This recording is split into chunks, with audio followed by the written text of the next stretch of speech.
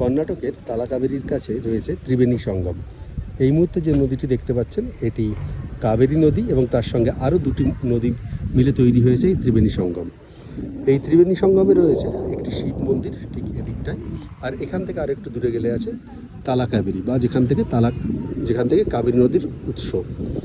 এই জায়গাটি হিন্দু ধর্মাবলম্বীদের কাছে ঠিক গঙ্গার মতোই এখানটায় গুরুত্বপূর্ণ। এখানটায় মানুষ আসেন, এখানটায় চান করে তারপরে পুজো দিতে যান। অনেকে আবার এখানটায় পিতৃপুরুষদের উদ্দেশ্যে তর্পণ দান করেন। এই সমস্তগুলি এখানে হয়। এটি আমার যা মনে হচ্ছে যে এটা আমাদের যেমন উত্তরপ্রদেশের গঙ্গাকে আমরা যেভাবে পুজো করে থাকি, দক্ষিণ ভারতের মানুষ ঠিক একইভাবে এখানটায় পুজো করে থাকেন।